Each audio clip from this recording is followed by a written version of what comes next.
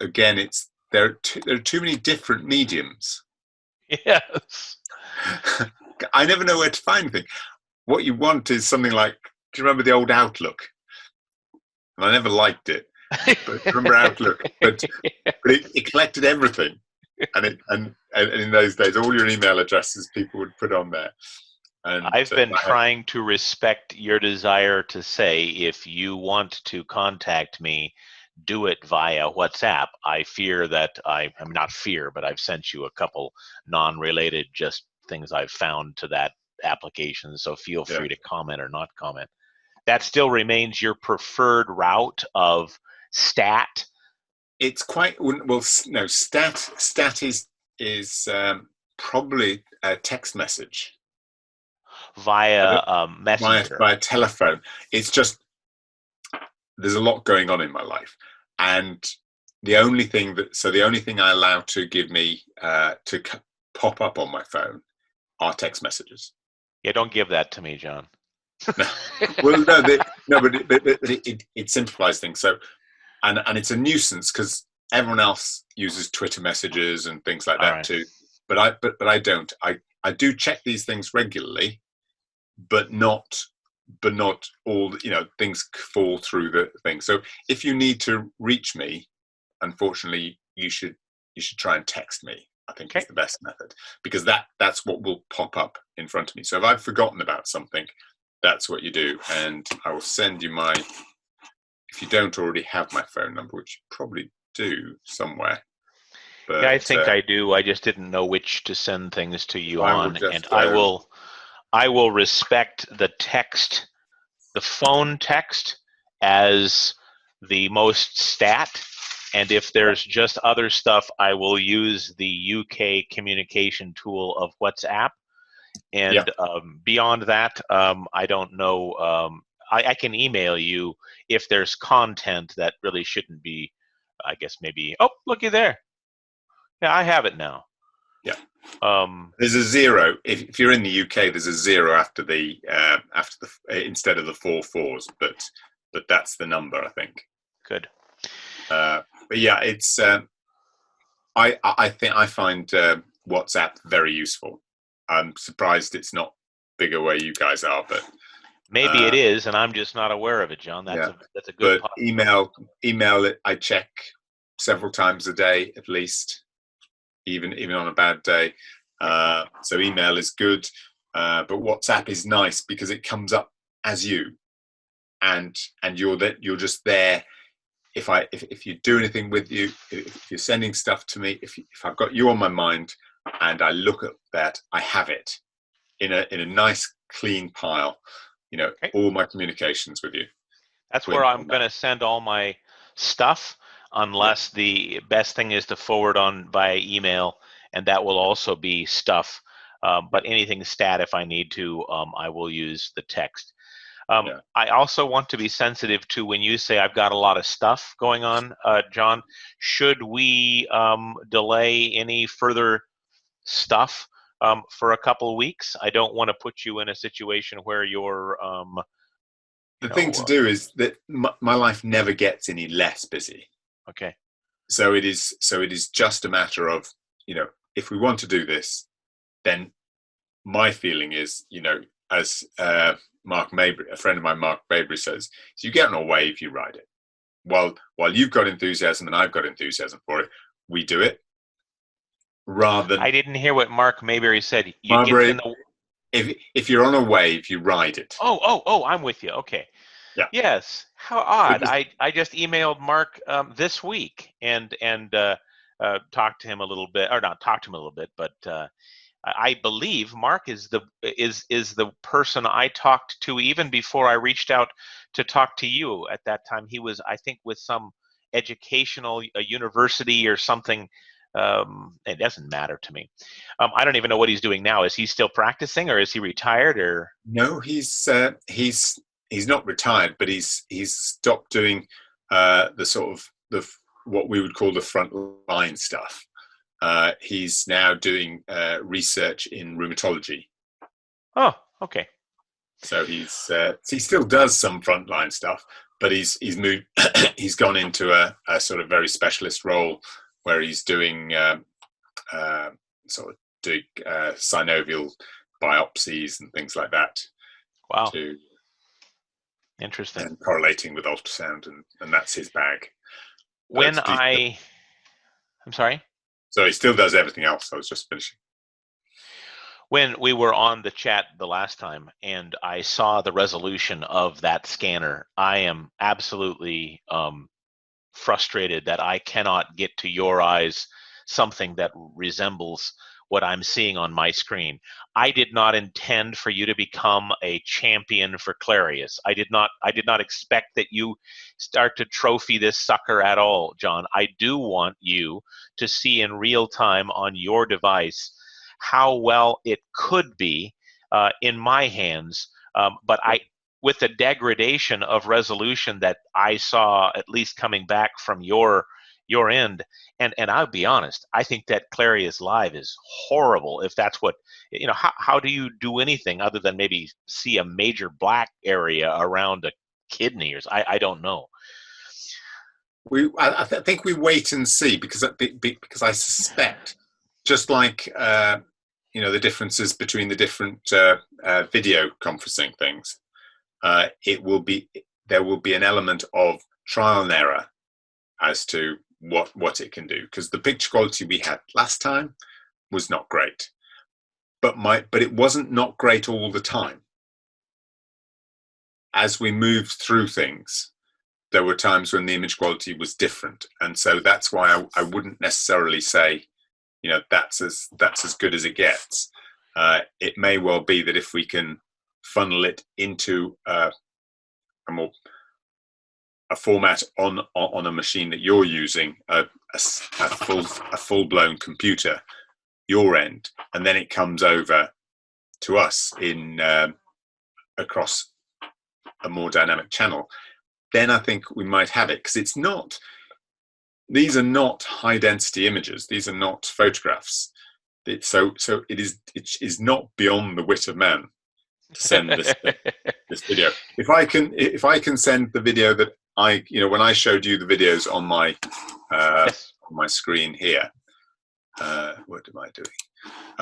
And if they were reasonable quality, going over Zoom across the pond, then there's no reason why you can't get the same on your side. If your Clarius is giving you a decent picture, you should be able to give me a decent picture, and it just requires us to find the technology. If I can put into your hand the tool where it's directly shooting to your best resolution device the way it's meant to provide the clinician, and you can know what really a base image can be expected, then and then if we can work with Anthony, or if I can keep working on trying to figure out a way to mirror to you in real time then I believe we have a very, I'm not going to say, very marketable, but not because we're into making a lot of money, but a very useful tool to be able to have you direct me to do a number of things. And those are the components that we do need to put together. And so I will continue to work on refining how I can get your eyes to see the best quality image. And then I can only assume that Chris, who I've also talked to since that time, he's perfectly fine I think he's going to Lumify now for a while to play with. And if I can just get this down to where I truly can, hands-on, and capture a scan of a anatomical structure that you can help me with, and you can provide me pearls as we scan and watch me refine the image. That little bit that you do on SonoHack, and I don't want to overshadow that, and I don't want to do anything bad with that, but that little bit, if at the end of a discussion, maybe the package would be a 3 to 5 minute Greg starts with a scan of an anatomical structure that you have, outlined. You give me comment on doing it correctly. You bring up images of the pathology of that structure a little bit, and then we, at the end, say, now for the next session, Greg will be scanning blank, and you can practice by doing this. If those little tidbits on things allow me to be able to say, okay, this time all it's going to be is the acromioclavicular ligament, and and we do that. You perfect me.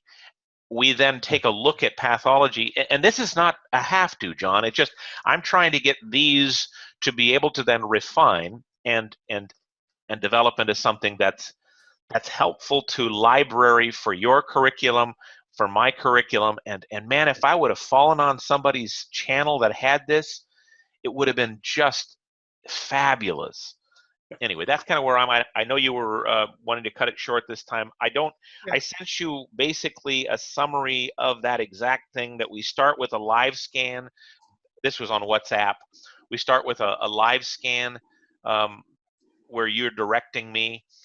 We then do some on the app. I really long to just simply have you going from one list to the other, showing me stuff, because what your eyes are pointing out as you're using your mouse, demonstrating it to me, that's very valuable to me. I don't know how good it's going to be to the person who just happens onto your random pictures, but I think that's really valuable to me. But I don't want to steal from you either. No, I like the idea of that. I'm just trying to get it up. If I go this file, we go videos. I popped it. I'm not going to keep you very long. I just want to try. It's you. I just have home projects to work on today. Yeah. So if we go, I'm just going to see, just in terms of, I'm going to screen share with you. I'm going to pop it onto here, and the question is, which don't need sound, so hoping this works. Yeah. So, why am I not?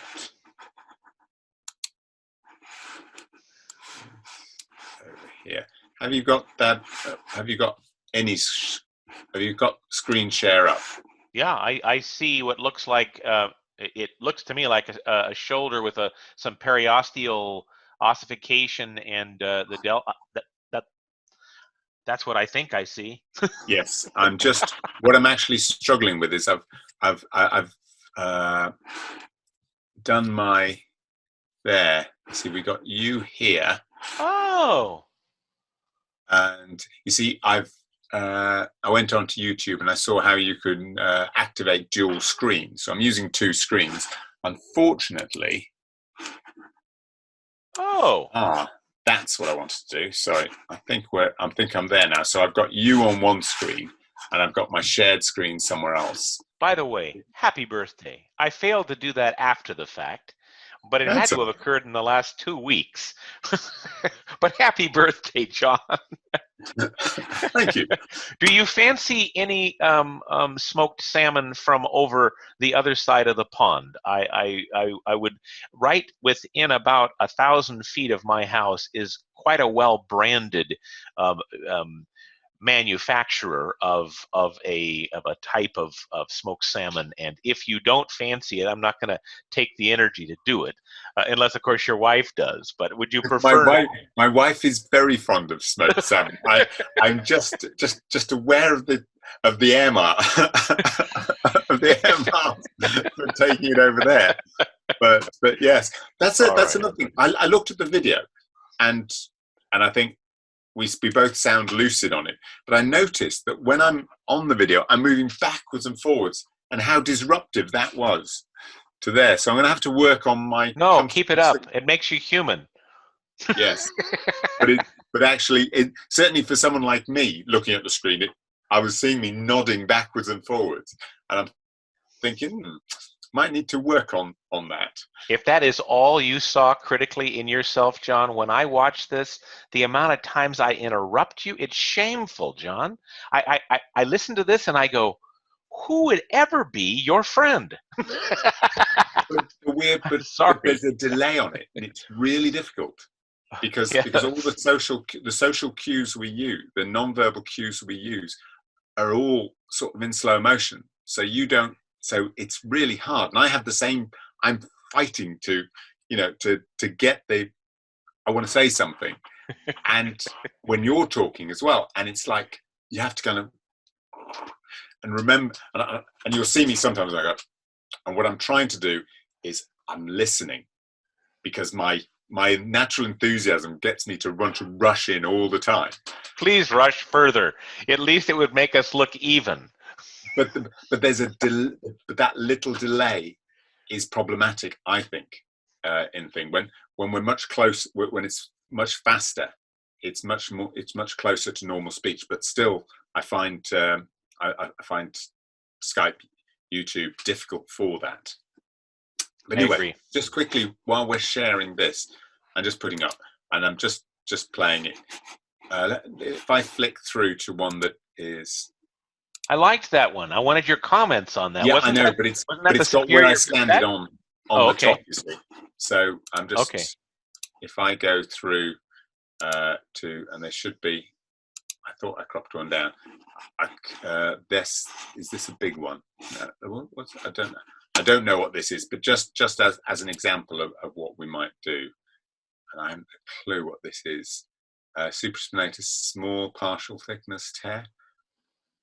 Oh no, I'm doing an injection on this. Sorry, Don't stop it. I enjoy watching it. What about that? If this is me thinking, oh God, I'm doing that really badly because I haven't got the tip of the needle properly in it. You can see I'm angling the thing, and I should sweep across any moment there, to bring the tip into view. What does it mean by sweep across? Are you attempting to open up the mouth of the? Let me show you again. The needle's about to come in. Actually, if I go and find another one, because I do a lot better injections than that one. Let's see, partial thickness tear. All right. Here, I think there's a tiny defect. That one again, not a great video.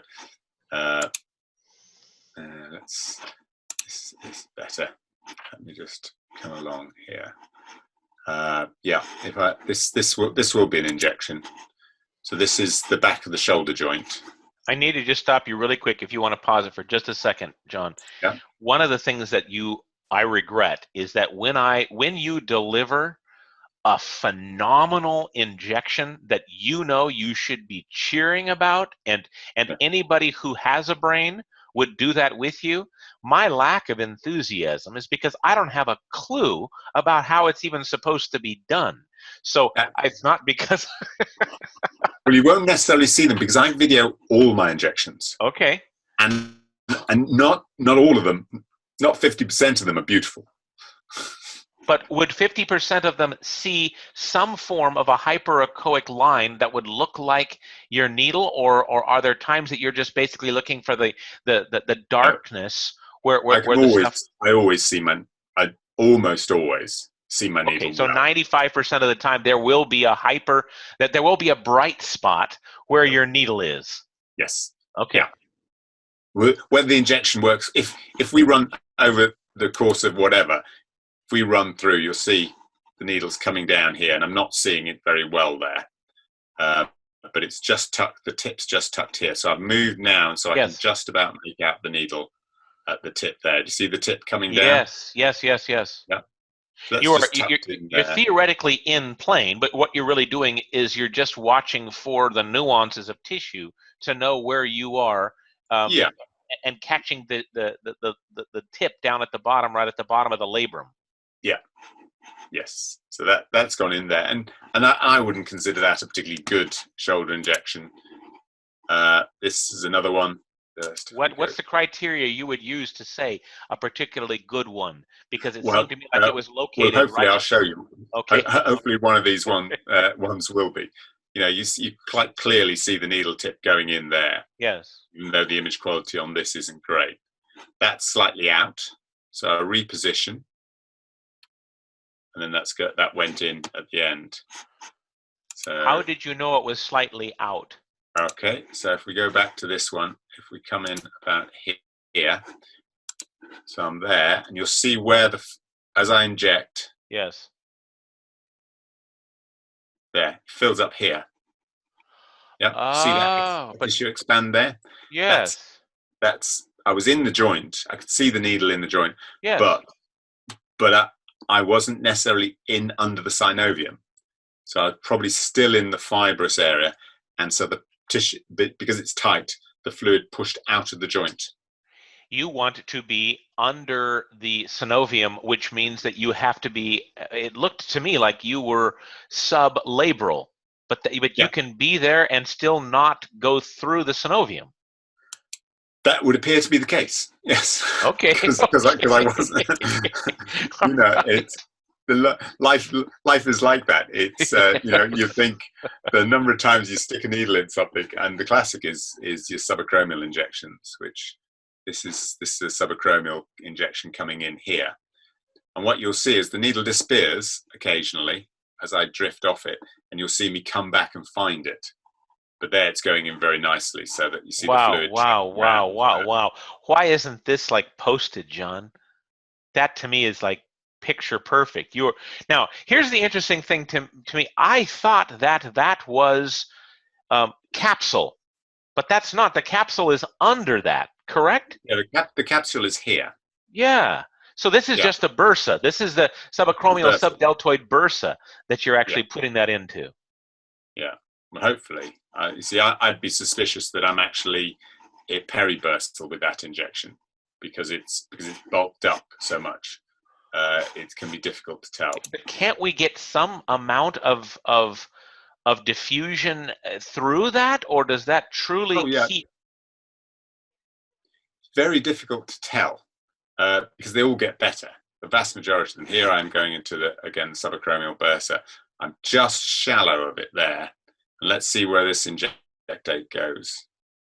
So this is the thick layer here, and that's possibly going in subacromial. You see, that's peeling off.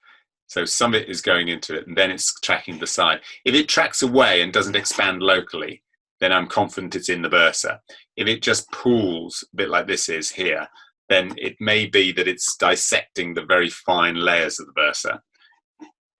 But you see there I'm moving the shoulder under the needle, looking for the plane where there's actual movement. You want to have the darkness. You want to have the darkness directly between the plane of movement and the brightness above that. Yeah. So and that's quite tricky. So here I'm actually looking for that layer where it actually flows away, and there it has at the end there. But there it still feels like I'm dissecting stuff. Why is there some brightness on the end of your needle, John? Is that material from the cortisone, the hydrocortisone, or are those bubbles of some sort that I don't even know what this material, the injectate, looks like? Do you have to shake it up and it looks like a snow globe, or is it like milk? Right. That is possibly a bit of steroid or tiny bubbles of air. It could be either. Probably steroid, as it's not casting a dirty shadow. But a dirty shadow would be air. Air gives a dirty shadow, as you'll see on all the COVID adverts. So this is one where I haven't. Again, you've got rather untidy looking supraspinatus. Small. I put this small partial thickness tear just here. But there's also looks like there's some dissection of that tendon. See? Yes. Intrasubstance dissection on that tendon. To what extent do you say when there's periosteal graveling like that, when there's erosions like that? Jacobson has this almost predictive thing when you see this and you see something else, that there's a certain amount of assumption there.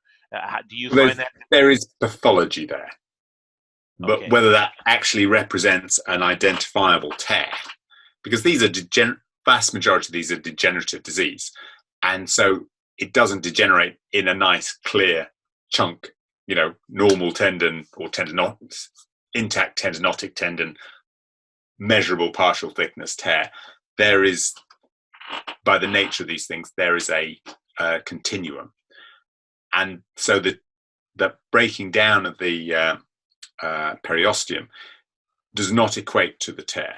It equates to the process that is going on that leads to a tear. Let me see. So you're unlikely to see a tear without it. You do get them, but you're unlikely to see a tear in the supraspinatus without periosteal change. However, periosteal change comes before the tear, before the recognizable tear. So this is what my mind has in two camps. One is a mechanical removal of the periosteal structure, like an avulsion. Pieces of the bone are lifted up and it's brought toward you. That's not the case as much as it is a metabolic problem that we have disrupted and put cracks into it, and it has slowly gone away like a pothole on a road. Is that correct? It's less a mechanical pullout and more degradation. Yes. Yeah. There are these probably 85% of in my population, probably around 85% of them are essentially progressive disease, a degenerative process. Each of those holes do not represent a retracted bundle of fiber. Each of those holes are just potholes in a road that cars have run over during bad weather. I suspect that is a better description of it. Okay. Yes. They're not avulsions. You don't see avulsions like that anywhere else. And supraspinatus is pretty unique in its pathological presentation. But that's not how avulsions occur. Whether it is a process where there's something wrong with that emphasis unit, and the strain is causing micro tearing, yes, that may well be an aspect of the story, but the overall thing is not an act of trauma and a piece goes away and you see this jagged thing, because that's not what erosions look like. That's not what avulsions look like anywhere else. And we'll talk about the anywhere else. I want to try to put. I'll just make this as rapidly as I can, John. You used micro avulsions or micro fractures, let's say, in micro tears. Micro tears. Let me ask you this: if we had let's just use long head of the biceps tendon, and let's say it had 500 fibers in it. If we had micro tears that occurred where there was a load that tore only some of those fibers, and let's say those fibers lost their tensile tension, and those fibers in part, let's say, fractured and retracted, not with a structural appearance, but took tension off those fibers. I think, and this is where I need to vulnerably ask you, I think that if I get on the right plane with a tendon or a ligament, and I actually begin to wag the probe, there are times when large clumps of these micro tears will become brighter and the other one will become darker, almost as though I'm on a different tension based on fiber alignment and fiber tensions. So I'm going and I'm looking at what part of this tendon has given up its bone to muscle tension that's common, and what part has retracted. It seems like I can at times find a partial tear that has compromised the tensile tension in those fibers, And in groups of colonies, I'm able to see them become brighter as I change that. I don't know how a quicker way of saying, is it possible that I truly am able to see islands within the cross-sectional dimension that will become brighter at different angles of incidence based on the healthy tendon has common tension, but the retracted pathological tendon could go up and have a different, let's call it force vector, and so it reflects differently. Is that even close to something you can understand? I suspect it's something that is close to what possibly we see in the Achilles. Okay. So I think we do see fairly routinely a lot of quite geographically recognizable changes in the tendon. And that fits in with all the work that the likes of Lorenzo Maschi and the others are doing with their UTC. I don't know what UTC means. UTC, well, it's an area. It's certainly one of my friends does quite a lot of research on Achilles and publishes on Achilles with Alfredsson, Håkan Alfredsson, Suskai, a Swedish surgeon, I think, who's one of the leaders in treating Achilles, and one of the founding fathers of the whole eccentric training philosophy. We're not talking docking and the Australian group out of Sydney. You're talking there in your own in UK. Yeah, Håkan Alfredsson is in Scandinavia. Okay. But they use a device called UTC, which does a mechanical acquisition using ultrasound and shear wave.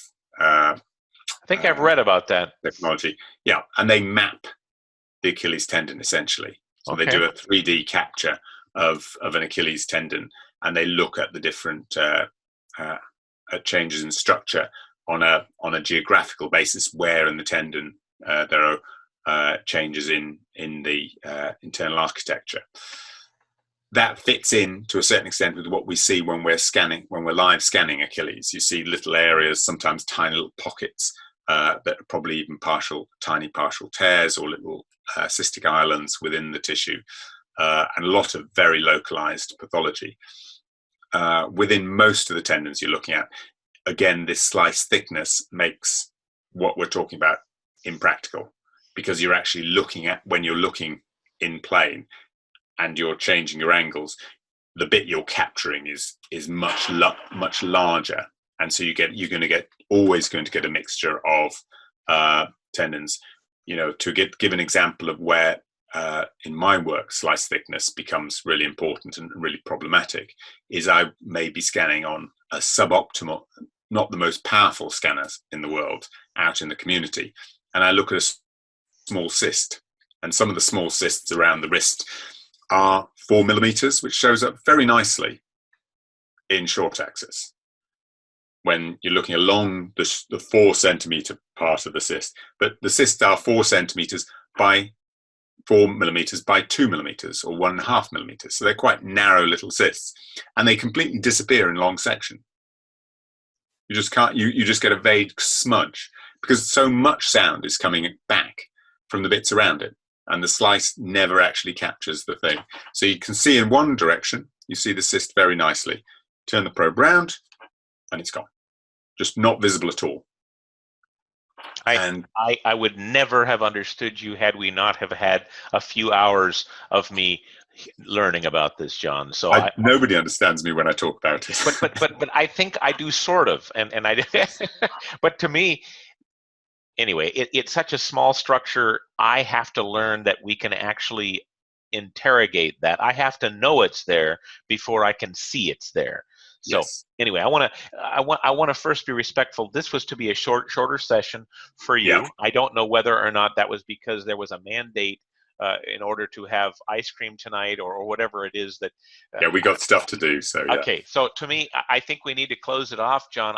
I could watch these all night, but let me again have you just briefly take a look at the list of things I'd like to kind of put into our visit sessions so that it could kind of be live scan when there's a good resolution and we've got that system down, sharing a little bit of this stuff between you and me. I want to do this hours on end when you can fit me in. I want to do this stuff, but for something that I think could give nuggets of real value, you tell me, Greg, we're going to be scanning the we're going to be able to differentiate between the coracohumeral and the coracoacromial this time, and we'll talk about how to do that.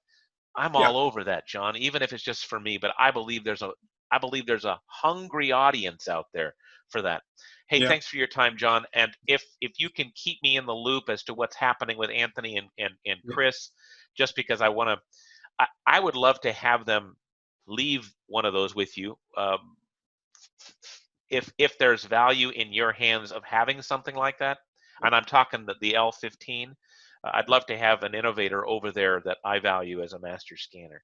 Anything else you want to say before I tell you that I'll let you go? No, I'd like to say that, I'd like to produce this sort of content that you're talking about. So we're singing from the same hymn sheet, and it's about. I like showing the videos. I've spent over the last 15, 20 years collecting this stuff to be used, and there's no. It helps me, and it's useful for some talks. But I don't do a lot of public speaking anymore, and so it's nice to find an avenue where it could potentially help with the teaching. And this is the perfect example, because this is my logbook, my collection of scans, my collection of pictures. I have always felt as being a critical part of what makes me good at what I do. Yes. And that's what you want. You want to teach what you're good at. Yes. That's what I want everyone else to be good at. Is that side of it. You have already made me a better scanner, and I haven't even really done any scanning other than what you have seen, and it's up here. Anyway, John, I want to ask one final thing. When you redact your images, what is the particular items you're trying to get off? Just the location? Because I don't see any patient ID number on these. Is it just I chop those if they're on there. No, but for the most part, if you showed me one that did have stuff on it that you want off, in the event that it happens to come through, if I just go, is that a patient number? No, I don't save patient. I don't put patient in my. I have two lives. On the radiology side, I have, when I record stuff on the radiology side, there's a button I can press, which when I record takes the data off. But most of my work is within a musculoskeletal setting, within the musculoskeletal services, which I've been, relatively speaking, the lead on the ultrasound. And so the policy there is that we don't record any information for the patients. So we do it. The only record of the scan is the report that we write. But if I ever see an image like this, what is the part of this that I'm unhappy about is the fact that you can read off the top where the scan was done. All the other details, what I do, the way I work in practice, is that when I arrive at work, I put the date and the location in where the patient information is normally, and then through the day I record, because I remember, and because I look at it again in the evening, I don't need to have any patient specific information on there. I know who the patients were, and for what I need to do, and what I'm using the images for inevitably is to self-audit my work, to see what I've done, and to capture interesting things as I go along. But I don't want the information about the companies I work for, and the places I'm working, because it's a grey area, and so it's easier if they're just not involved. Okay. They work in lots of different places. No one can say that stuff came from X or Y, and it shouldn't even come into their psyche. Whereas if they start looking at things and say, "Oh, that's Circle Health," and Circle go, "Oh," so it's a lot easier if that just doesn't happen. Very, very, very, very, very good. It's not an illegal exposure here. It is a preferential exposure, and yes. and so I will still just reflect that in the event something comes up, we can easily take care of that. John, thank you for your time. It's not something I would get in trouble for. It's something I would be criticized for. Yep.